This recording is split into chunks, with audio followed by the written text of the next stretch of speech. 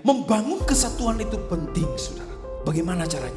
Dimulai dari diri kita sendiri, saudara. Kita harus benar-benar menyadari akan ada keberhasilan di dalam kesatuan. Proyek Menara Babel diprakarsai oleh yang bernama Nimrod, anak cucu daripada Nabi Nuh.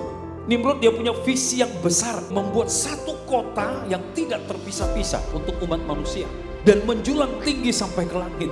Dari satu orang Nimrod ini punya visi, kemudian dia mulai memberitahukan apa visinya kepada orang-orang lain dan sampai kepada raja. Dan dari raja mulai diumumkan kita membangun satu menara.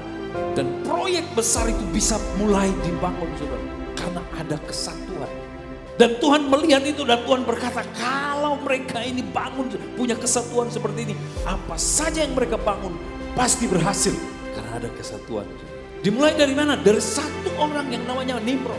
Tantangan apa yang saudara hadapi, saudaraku? Sebetulnya itu semua saudara bisa lewati dan bisa berhasil kalau ada kesatuan. Katakan amin. Yang kedua, merendahkan diri penting, saudara. Sebab dalam kerendahan hati baru bisa ada kesatuan. Keangkuhan tidak membutuhkan orang lain.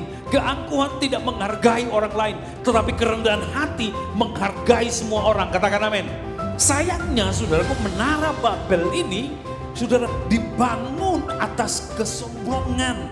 Dibangun untuk memuaskan diri mereka. Didasari oleh kesombongan. Mereka ingin kemegahan, saudara, kepuasan, kebanggaan. Akhirnya Tuhan turun tangan menghancurkan, saudara. Hanya kerendahan hati yang bisa membuat ada kesatuan. Dalam kisah ini saudara, kita melihat kekuatan daripada kesatuan.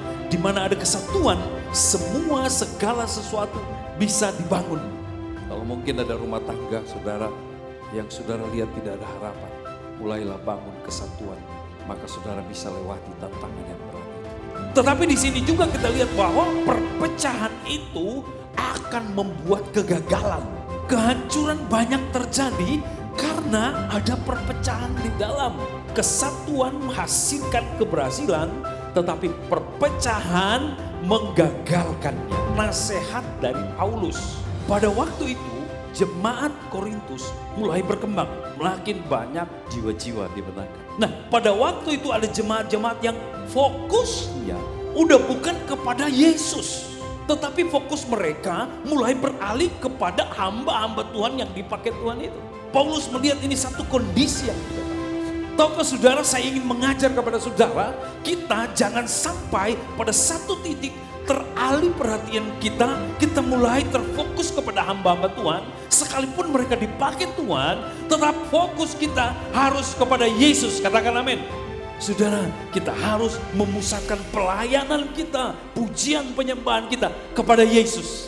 Kita harus memfokuskan semuanya kepada Yesus. Ketika jemaat-jemaat itu mulai fokus kepada si A, bukan kepada Kristus, akan terjadi perpecahan. Jemaat Tuhan yang dikasihi Tuhan, fokusmu kepada Yesus Kristus.